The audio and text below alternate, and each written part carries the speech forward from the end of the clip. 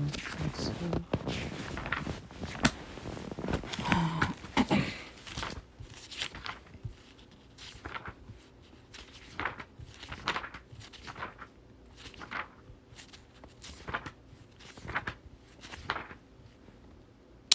Or update if there's something else that comes up. Any weirdness.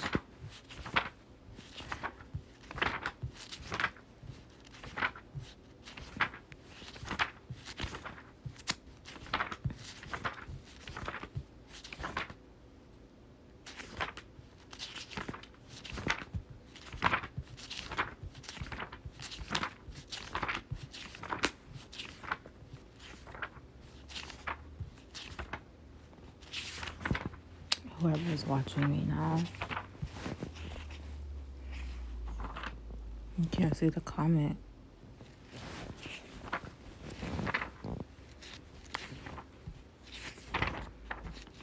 Where's Habbuck? I'm trying to find Habbuck.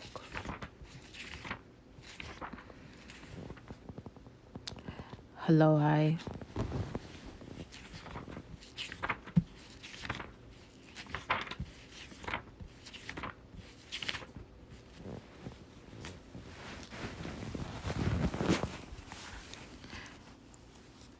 How are you?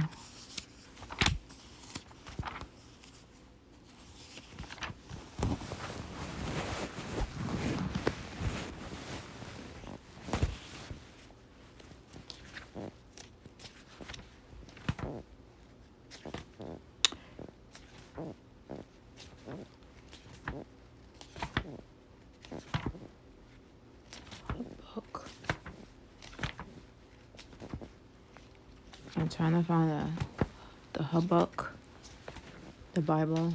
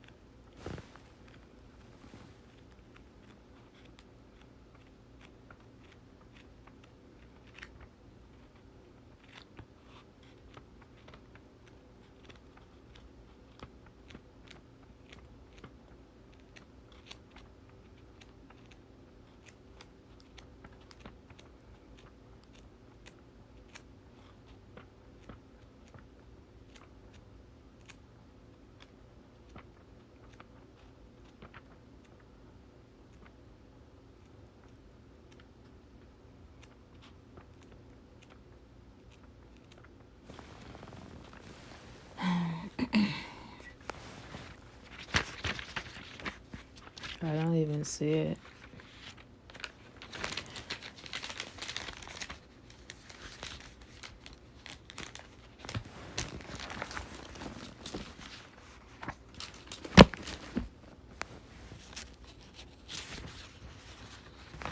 There's only like 2 pages of it.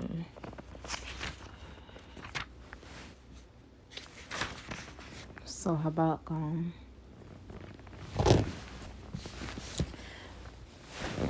it says Habbuck was not a self-centered person concerned only with the common. Yeah, it's like, why do I keep seeing these nut cases around all the time? Like, it's crazy. Maybe the shades go away.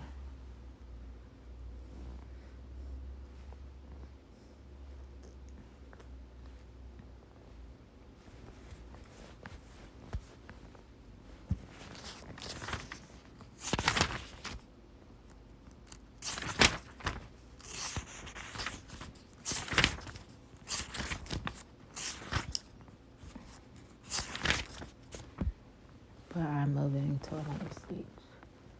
I will be moving to another state out of this apartment because I'm sick of living here. Tired of this nosiness, tired of nosy neighbors, tired of seeing the same people. They keep moving back in, like, just to move back in because they're like dramatic people. Dramatic.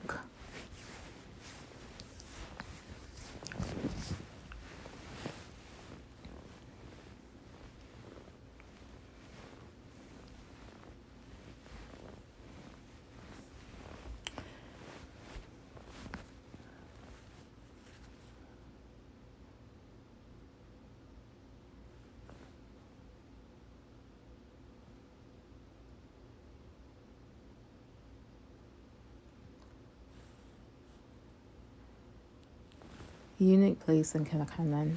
Habbuck 2, verse 4, was the distinction of being quoted 3 times in the New Testament. See below in Acts 15:40, 41, the Apostle Paul and then his servant in the synagogue at Antioch. Pisidia by quoting Habbuck 1:5, another illustration of how apparently obscure and short the Old Testament book can have rich doctrinal content. Also compare Habbuck 3:17, verse 18, with Philippians chapter 4, verse 19. Both the prophet and the apostle could rejoice to their God no matter what the outward circumstances of life might be.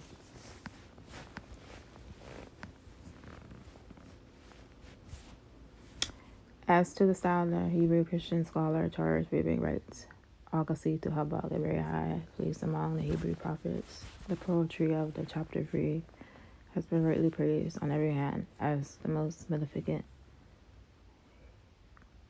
Hebrew poetry. The language of the book is very beautiful.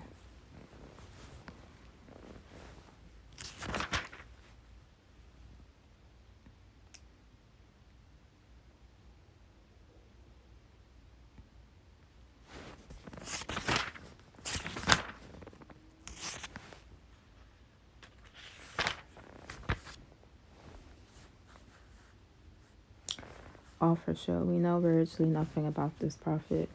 The name Habbuck may mean embrace or wrestle, since he is one of the only handful to call himself a prophet. Some scholars believe that he not only had the gift of prophecy, but the office as well. Daniel, for example, was a statement by calling, but a prophet by gift. Since Habbuck refers to musical instruments, in chapter 3 it has been suggested that he may have been associated with the temple choir, though this is only a conjecture.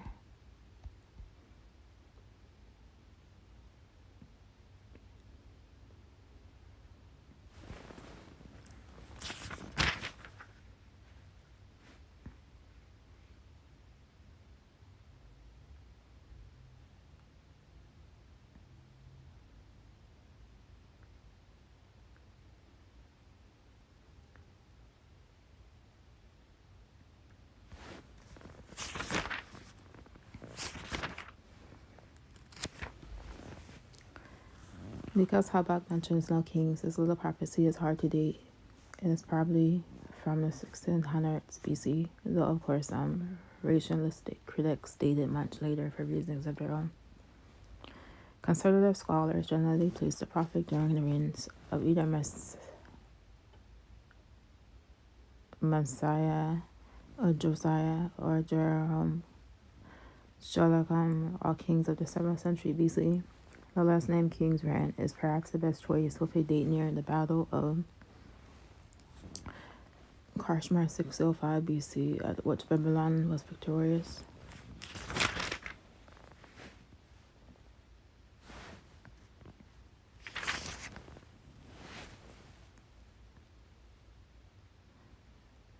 The background theme, the religious revival under the King Josiah, did not last long, but more was once more influenced by the Census Law and Ashtarot, Ashtaroth. Costs were very low, injustice was widespread, and there were the deplorable conditions with which Habbuck had to do.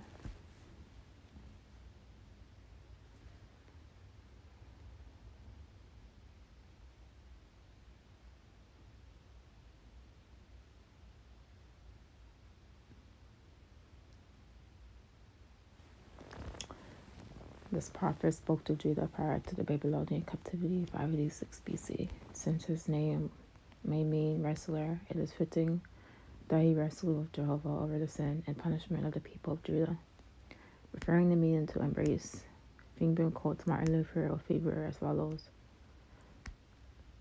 Habbuck signifies an embracer, or one who embraces another and takes him into his arms. He embraces his people and takes them to his arms. He comforts them and holds them up as one embraces a weeping child to quiet of their search that if God wills, it shall soon be better.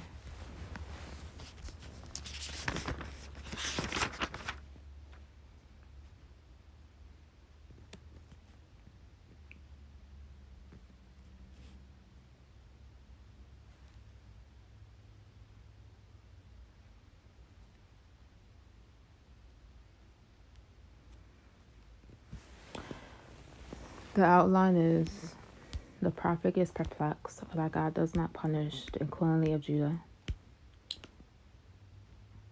And then the Lord replies that he will use the Babylons to punish Judah. Habbuck now questions God's choice of a more wicked nation to punish Judah. And then God answers, is that the just people of Judah will survive, but the unjust Chaldeans will be destroyed.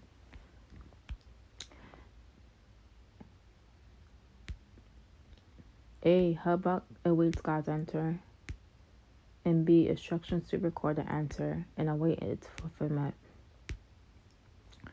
D. The catalog of the Chaldean sins, and E. Silence enjoyed before the storm of God's judgment. And then Habbuck prays, then trusts God. He appeals to God to act for his people, and he reviews God's care for Israel from Egypt to Canaan, and he wants for the enemy to be punished. He waits for the enemy to be punished. No matter what happens, he will trust in God, his strength.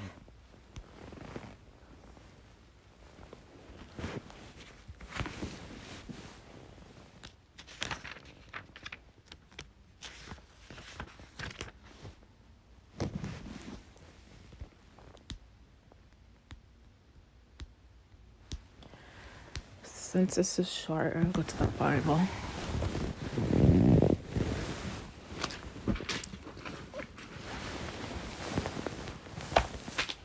Habbuck.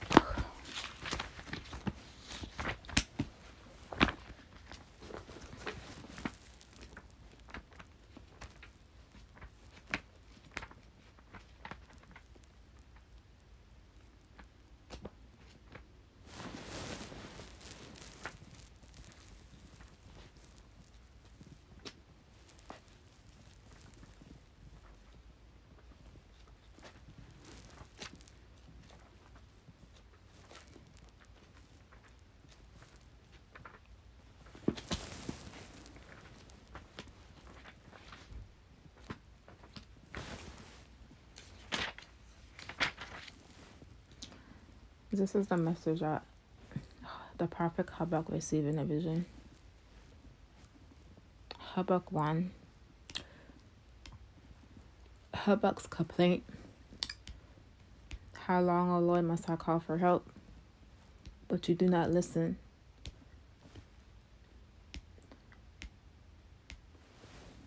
Violence is everywhere, I cry, but you do not come to save. Must I forever see these evil deeds? Why must I watch all this misery?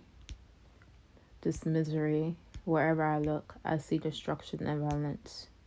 I am surrounded by people who love to argue and fight.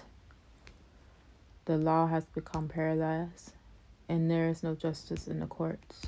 The wicked far outnumber the righteous, so that justice has become perverted.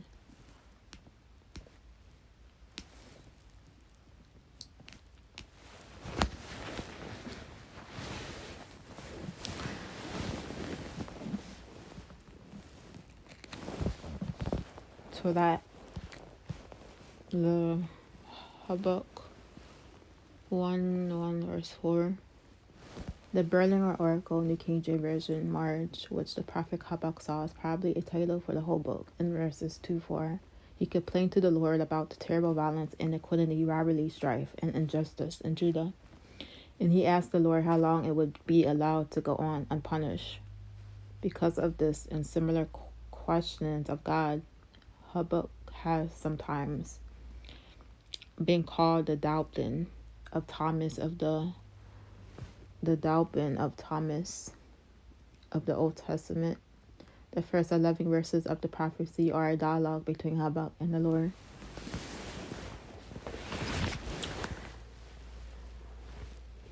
Habbuck chapter 1 verse 5. And then the Lord replied, look around at the nations, look and be amazed, for I am doing something in your own day, something you wouldn't believe, even if someone told you about it. I am raising up the Babylonians, a cruel and violent nation, and they will march across the world and conquer other lands, and they are notorious for their cruelty, and do whatever they like. Their horses are swifter than cheetahs, and fiercer than the wolves at dusk, and their charioteers charge from far away.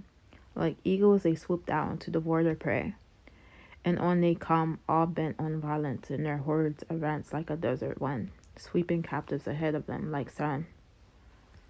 They scoff at kings and princes, and scorn all their fortresses, and they simply power ups of earth against their walls and capture them. And they sweep past like the wind and are gone, but they are deeply guilty, for their own strength is their God.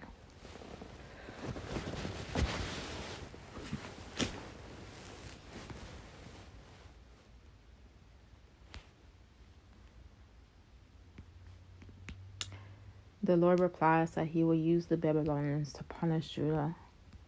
God's answer is given in verse 5:11. He would raise up the Chaldean army to punish Judah. The enemy would be hasty, bitter, avaricious, violent, dreadful, and proud, and the Babylonians were noted for their cavalry, swift in contrast, and fiercer than even wolves, and they scoffed at captive kings and princes, and their might was their God.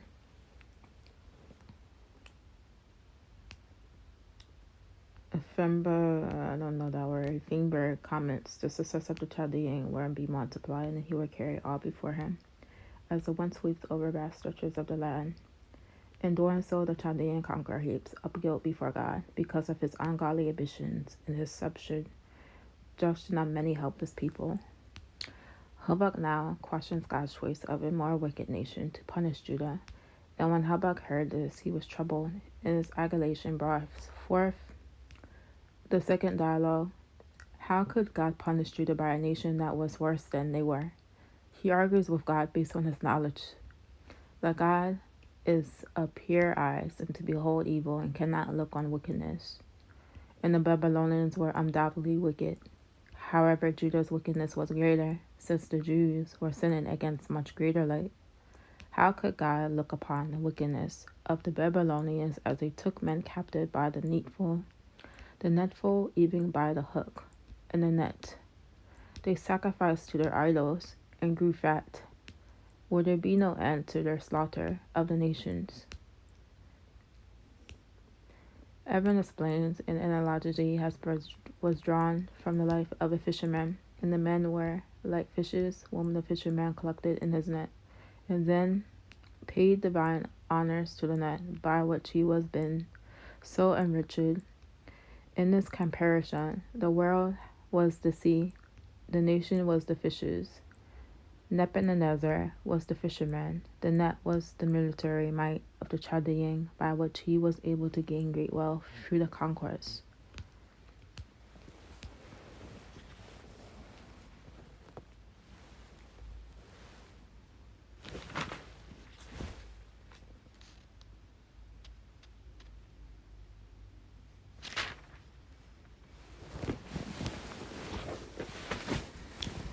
So,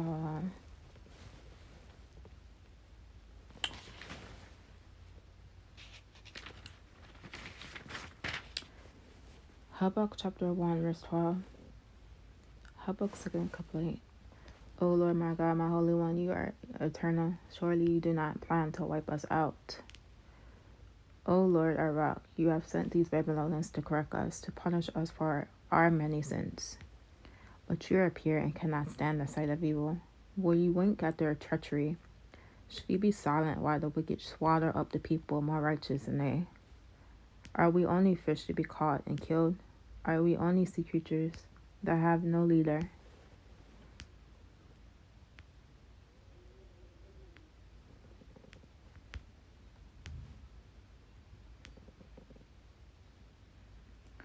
Often evil seems to have the upper hand in the world. Habbuck complained viciously to God about the evil he noticed. Like Habbuck, Christians often feel angry and discouraged as they observe injustices that take place. Can you relate? Yeah, I can. God's answer is to his prophet is the same answer he would give us. If it's the unfolding of God's plan seems slow in coming, wait patiently for it. It will surely take place. Being patient isn't easy, but it helps to remember that God hates sin even more than we do. Trusting God fully means trusting Him even when we don't understand why events occur as they do.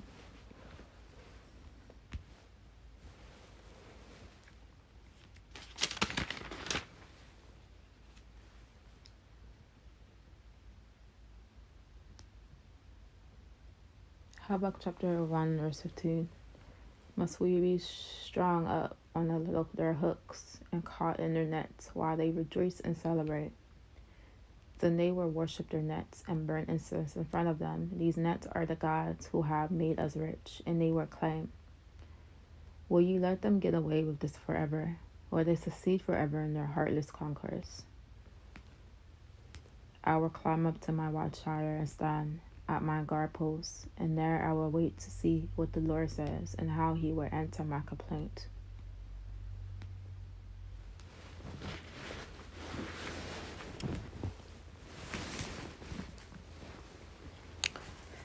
Habbuck awaits God's answer. Habbuck retired to his watchtower to see how the Lord will answer him. He wanted to get alone in order to gain God's perspective. This is the most important principle for believers today as well. Whether we call it our quiet time, devotions, or by some other term, daily communing with daily time with God is crucial for every Christian.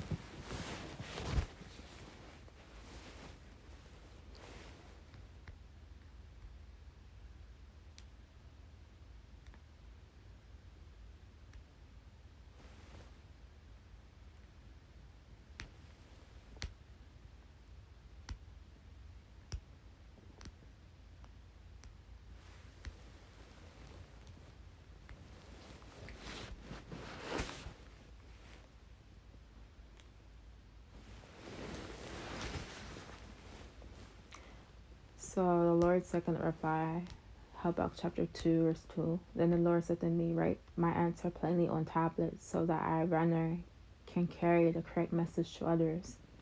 This vision is for a future time and describes the end and it will be fulfilled. If it seems slow in coming, wait patiently, for it will surely take place. It will not be delayed. Look at the proud. They trust in themselves, and their lives are crooked.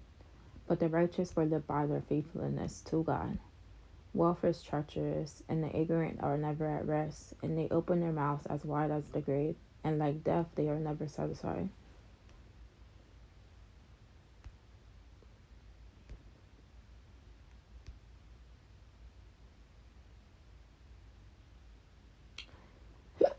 The righteous live by their faith and trust in God. The verse has inspired countless Christians. Paul refers to in Romans 1:17 and quoted in Galatians 3:11. The writer of Hebrews quoted in 10 verse 38 just before the famous chapter in On Faith.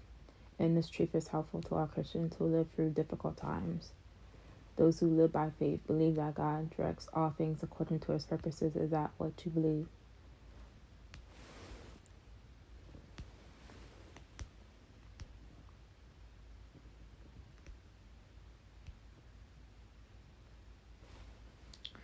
In their greed, they have gathered up many nations and slaughtered many peoples. But soon their captors will taunt them, and they will mock them, saying, what sorrow awaits you, thieves? Now you will get what you deserve. You become rich by extortion. But how much longer can this go on? Suddenly your debtors will take action, and they will turn on you and take all you have, while you stand trembling and helpless, because you have plundered many nations. Now all the survivors will plunder you. You committed murder throughout the countryside, and filled the towns with violence. With sorrow awaits you, who build houses. With money gained dishonesty. You believe your wealth will buy you security, putting your family's nest beyond the reach of danger. But by the murders you committed, you have shamed your name and fulfilled your lives. The very stones in the walls cry out against you, and the beams in the ceilings echo the complaint. What sorrow awaits you, who build cities with money gained through murder and corruption. He has not the Lord of heaven's armies promised the wealth of nations will turn to ashes. They work so hard, but all in vain. And for as the waters fill the sea, the earth will be filled with an awareness of the glory of God, of the Lord. What sorrow awaits you, who make your neighbors drunk. You force them. You force your cup on them, so you can gloat over their shameful nakedness. But soon it will be your turn to be disgraced. Come, drink and be exposed. Drink from the cup of the Lord's judgment, and all your glory will be turned to shame. You cut down forests of Lebanon, and now you will be cut down. You destroy the wild animals, so now you will terror will be yours. You committed murder throughout the countryside, and you fill the towns with violence. What gives an idol carved by man, or cast an image that deceives you? How foolish to trust in your own creation. A God that can't even talk. What sorrow awaits you, who say to the wooden idols, wake up and save us. To speechless stone images you say, rise up and teach us. Can an idol tell you what to do? They may be overlaid with gold and silver, but they are lifeless inside. But the Lord is in his holy temple. Let all the earth be silent before him.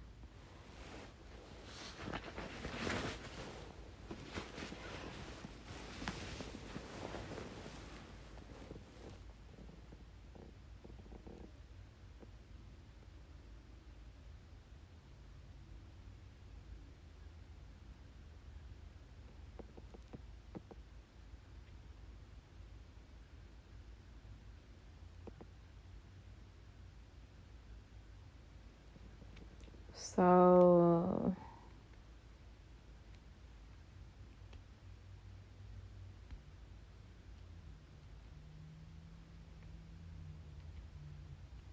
the Lord commanded the prophet write the vision, his answer to Habbuck's question, so that the one who read it might run with the news of the downfall of Babylon and the restoration of Judah. Habbuck chapter 2 verse 3. A.J. Pollock says this verse refers to the hope of the Jew. Christ coming to earth to subdue his enemies, take out of this kingdom all things that offend and set up his glorious reign, making Israel the head of the nations, because he will be at the head of the Jewish nation. When verse 3 is quoted in Hebrews chapter 10:37. The vision becomes he, the Lord, who will surely come and will not tarry. The New Testament refers to the hope of the Christian, the rapture of the church. The just shall live by faith, and the unjust Chaldeans will die. Because the soul of the king of Babylon was lifted up with pride, he would die, but the godly remnant of Israel will live by faith. Verse 4c is quoted 3 times in the New Testament. The 3 parts of the verse. The just shall live by faith go well with the emphrases of the 3 contexts where they appear. Romans 1:17.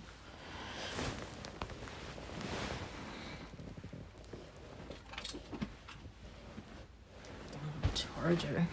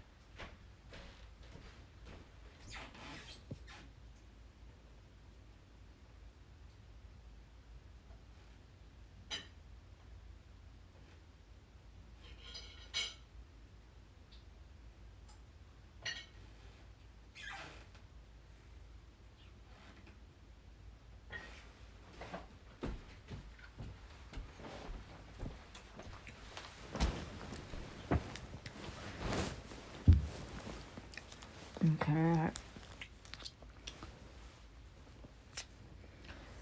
I mean,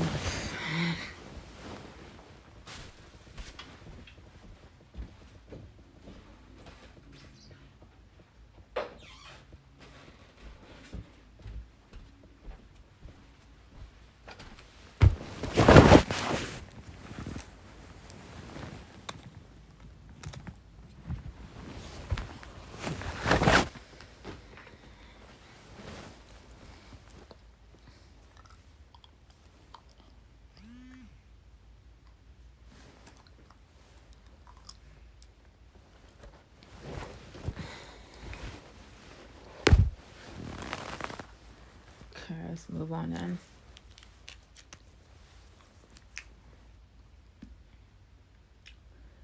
Hebrews chapter 10:38 emphasizes shall live, the little rather in Habbuck's context is by his faith. The just shall live. It could also be paraphrased. The justified by faith one shall live.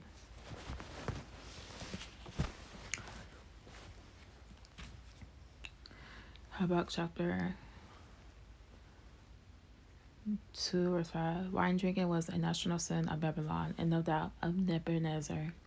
Cal writes that this addiction is attested by ancient writers and is well known for the Dan chapter that Babylon was conquered, while Berzida, I don't know the name, Belshazzar, and the great men of the kingmen were feasting at their richest banquet. In addition, the leader had an insatiable thirst for conquest.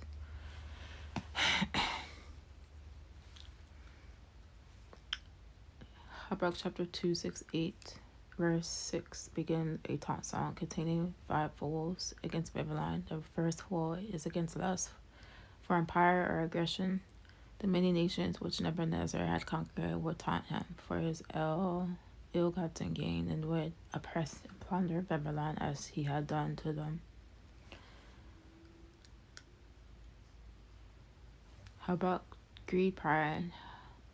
A second war was pronounced on Nebuchadnezzar.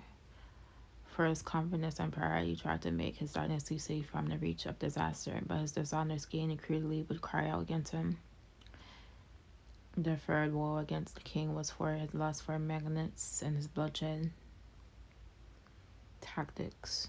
The city of Babylon built by slave labor would merely end up feeding the insatiable fire, and the earth would acknowledge Jehovah as the true God. But the day is coming when the one true God will be globally acknowledged. This glorious time is predicted in a deservedly famous poetic comparison. For the earth will be filled with the knowledge of the glory of the Lord as the waters cover the sea.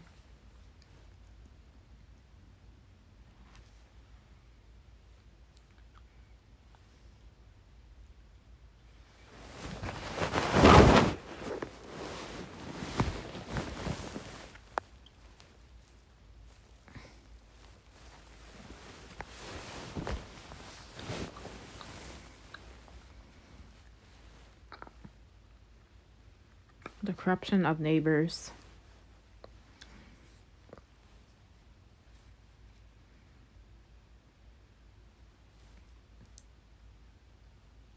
The full force against Nebuchadnezzar for taking established delight and corrupting other nations for shamelessness and for his destruction of Jerusalem and Judah. In short, Nebuchadnezzar was guilty of promoting two main ingredients of modern television, movies, and literature: shameless sexual lifestyles, including forms of perversion and indulgent violence.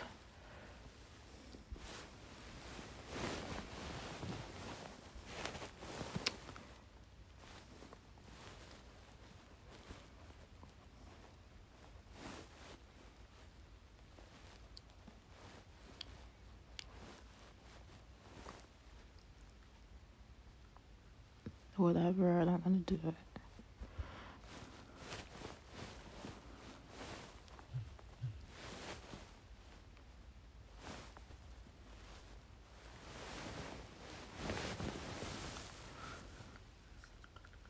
And 5,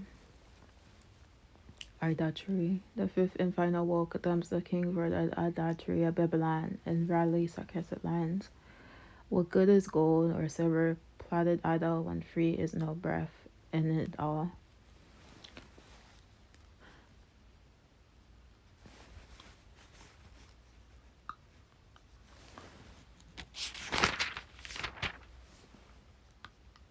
Silence and joint before the storm of God's judgment. A beautiful musical setting of this verse is used in some churches to subdue the congregation to quiet contemplation of the sermon. Unfortunately, while the words fix the context of the text.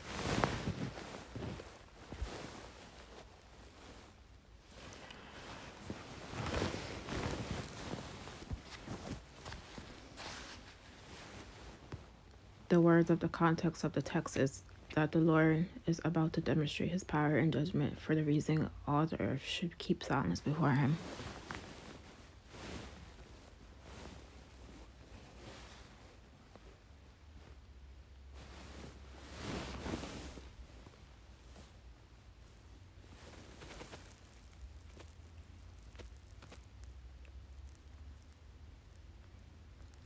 Okay.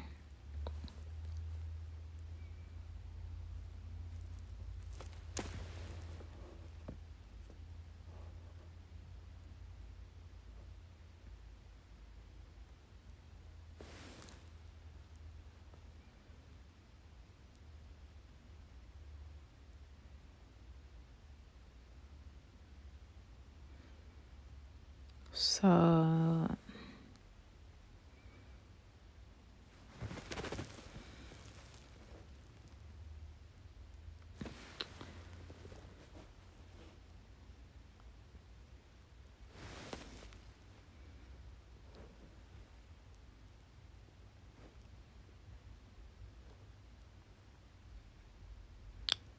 So 117 says, this gospel unveils a continual revelation of God's righteousness and perfect righteousness given to us when we believe, and it moves us from receiving life through faith to the power of living by faith.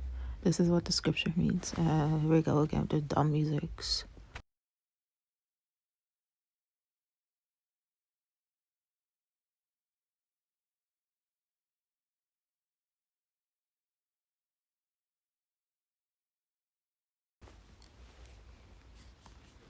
Through the power of living by faith. This is what the scripture means when it says, we are right with God through life, given faith.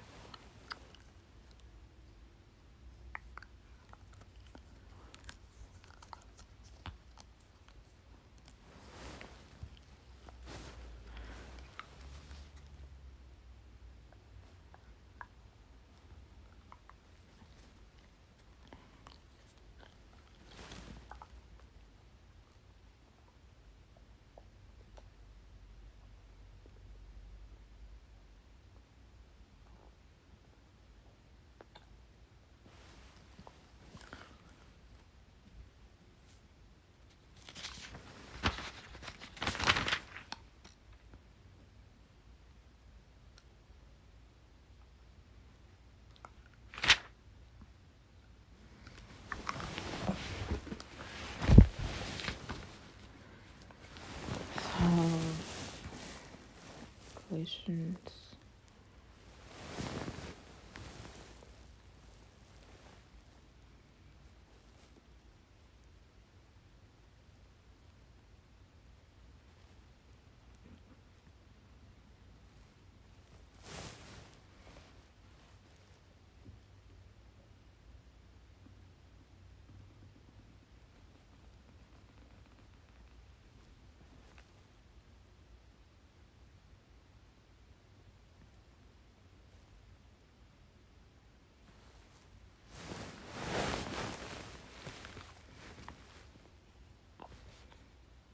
So Habbuck chapter 3.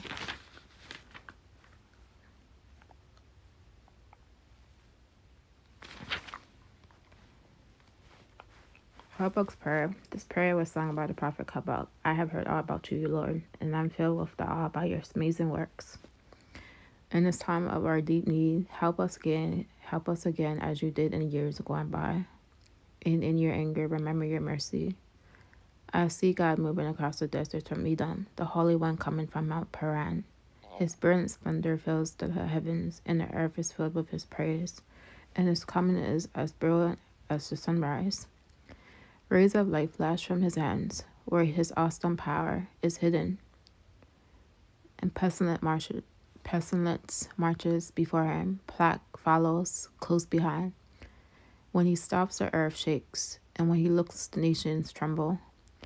He shatters the everlasting mountains and levels the eternal hills. He is the eternal one.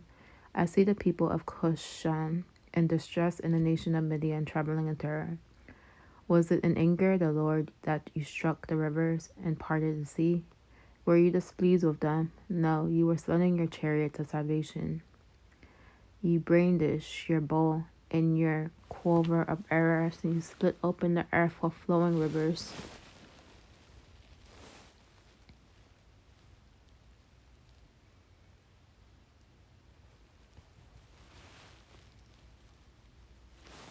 The mountains watch and trembled. Onward swept the rageous waters, and the mighty deep cried out, lifting its hands in submission.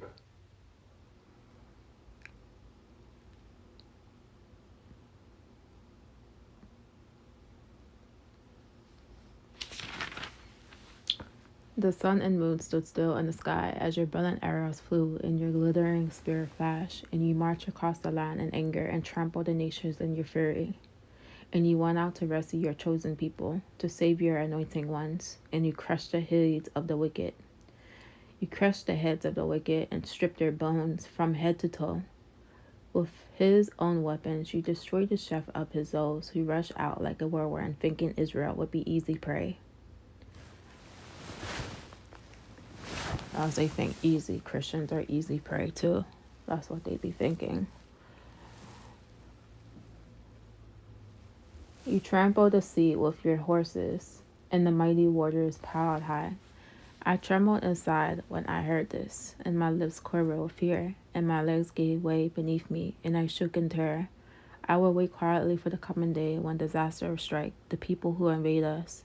Even though the fig trees have no blossoms and there are no grapes on the vines, even though the olive crops fails and the fields lie empty and barren, even though the flocks die in the field and the cattle barns are empty, yet I will rejoice in the Lord, and I will be joyful in God of my salvation.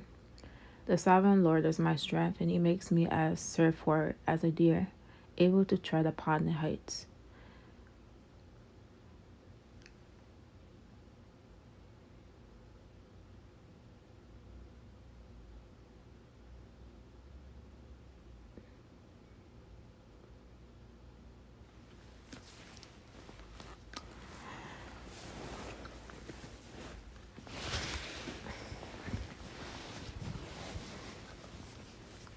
Habbuck prays and trusts. He appeals to God and to act for his people. And Habbuck now prays to the Lord, and he heard of the Lord's doings in the past with the enemies of his people, and now he asks him to revive his work by punishing his foes and saving his people.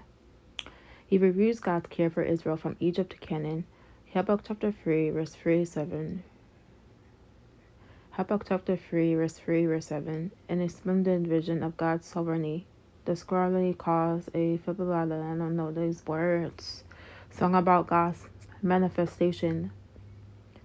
Habbuck pictures God marching forth against his foes, crushing them by his power and trumping gloriously. He makes frequent allusions to the Lord's past punishment of Israel's enemies.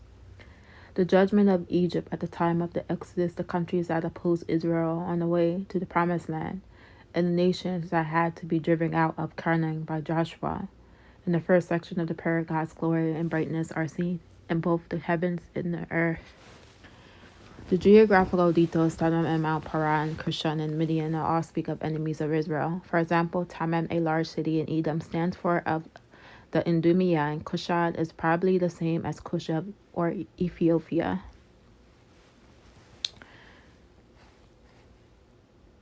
Habbuck chapter 3, verse 8-11. God's power is stressed in these words, especially as manifested over the rivers, the seas, and the mountains. Verse 11 refers to the famous event at Gibeon, during which the Lord worked a mighty miracle on the sky to help Joshua win the battle. Joshua chapter 10, verse 12.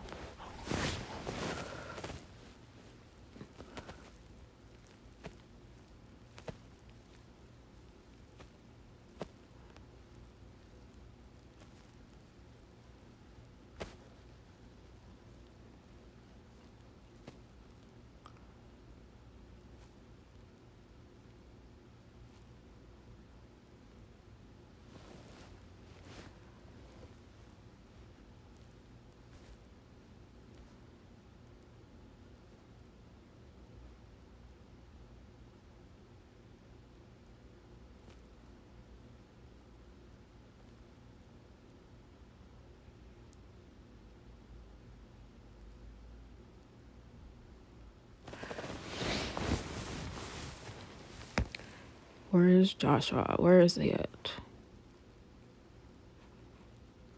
Because I don't see it.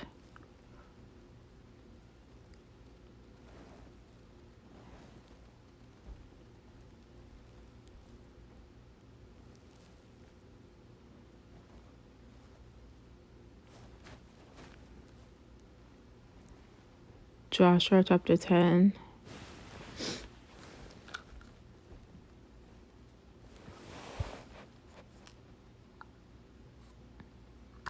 So it says, Joshua chapter 10, verse 12. On the day of the Lord gave the Israelites victory over the Amorites. Joshua prayed to the Lord in front of all the people of Israel, and he said, let the sun stand still over Gibeon and the moon over the valley of Edron. And so the sun stood still and the moon stayed in place until the nation of Israel had defeated its enemies.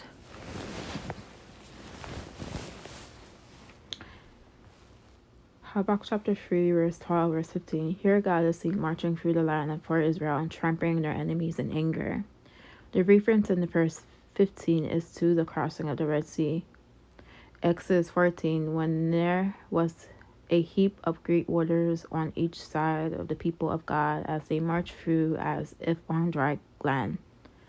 Habbuck envisions God as moving through the sea with his horses. Habbuck chapter, he waits for the enemy to be punished. When the prophet heard of the judgment of the Babylonian invaders, he trembled and determined to wait quietly for the event to come to pass. No matter what happens, he will trust in God and his strength. In the meantime, whatever trials the prophet Habbuck and his people might be called upon to endure as a result of the Babylonian invasion, though the fig tree may not blossom, and the fields yield no food, and there be no herd in the stalls, he will rejoice in the Lord and joy in the God of his salvation. As Baxter exclaims, the little is I will jump for joy in the Lord, I will spin around for delight in God. Here is the heritage of faith, joy at its best, where circumstances at their worst. What a victory may it be ours.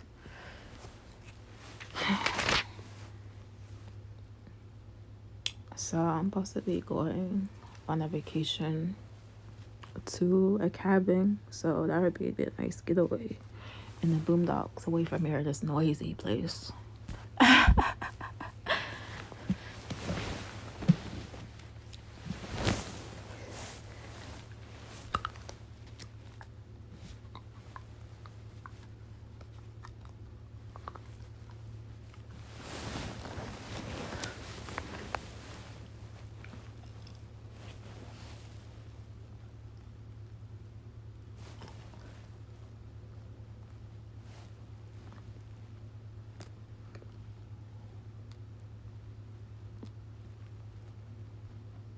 We'll read this and I'll cut it to the next one.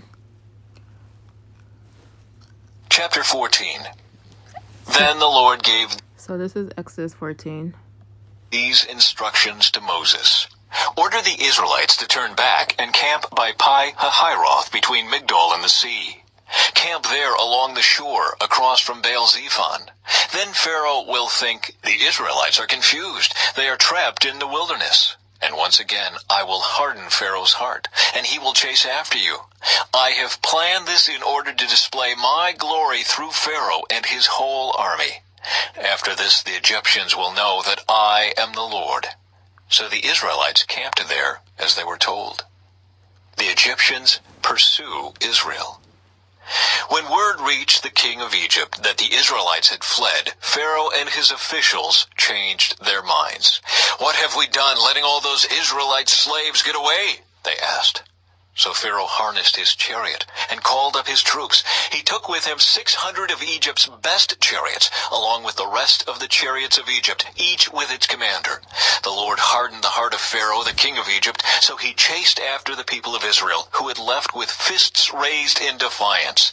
The Egyptians chased after them with all the forces in Pharaoh's army, all his horses and chariots, his charioteers and his troops. The Egyptians caught up with the people of Israel as they were camped beside the shore near Pi-hahiroth across from Baal-zephon.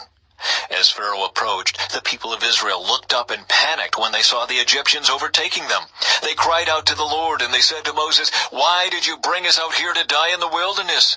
Weren't there enough graves for us in Egypt? What have you done to us? Why did you make us leave Egypt? Didn't we tell you this would happen while we were still in Egypt? We said, 'Leave us alone, let us be slaves to the Egyptians. It's better to be a slave in Egypt than a corpse in the wilderness.' But Moses told the people, 'Don't be afraid. Just stand still and watch the Lord rescue you today. The Egyptians you see today will never be seen again. The Lord himself will fight for you. Just stay calm.'" Escape through the Red Sea. Then the Lord said to Moses, "Why are you crying out to me? Tell the people to get moving. Pick up your staff and raise your hand over the sea. Divide the water so the Israelites can walk through the middle of the sea on dry ground. And I will harden the hearts of the Egyptians, and they will charge in after the Israelites. My great glory will be displayed through Pharaoh and his troops, his chariots, and his charioteers. When my glory is displayed through them, all Egypt will see my glory and know that I am the Lord." Then the angel of God, who had been leading the people of Israel, moved to the rear of the camp. The pillar of cloud also moved from the front and stood behind them. The cloud settled between the Egyptian and Israelite camps. As darkness fell, the cloud turned to fire, lighting up the night. But the Egyptians and Israelites did not approach each other all night. Then Moses raised his hand over the sea, and the Lord opened up a path through the water with a strong east wind. The wind blew all that night, turning the seabed into dry land. So the people of Israel walked through the middle of the sea on dry ground with walls of water on each side. Then the Egyptians, all of Pharaoh's horses, chariots, and charioteers, chased them into the middle of the sea. But just before dawn, the Lord looked down on the Egyptian army from the pillar of fire and cloud, and he threw their forces into total confusion. He twisted their chariot wheels, making their chariots difficult to drive. "Let's get out of here, away from these Israelites," the Egyptians shouted. "The Lord is fighting for them against Egypt." When all the Israelites had reached the other side, the Lord said to Moses, "Raise your hand over the sea again. Then the waters will rush back and cover the Egyptians and their chariots and charioteers." So as the sun began to rise, Moses raised his hand over the sea, and the water rushed back into its usual place. The Egyptians tried to escape, but the Lord swept them into the sea. Then the waters returned and covered all the chariots and charioteers, the entire army of Pharaoh. Of all the Egyptians who had chased the Israelites into the sea, not a single one survived. But the people of Israel had walked through the middle of the sea on dry ground, as the water stood up like a wall on both sides. That is how the Lord rescued Israel from the hand of the Egyptians that day. And the Israelites saw the bodies of the Egyptians washed up on the seashore. When the people of Israel saw the mighty power that the Lord had unleashed against the Egyptians, they were filled with awe before him. They put their faith in the Lord and in his servant Moses.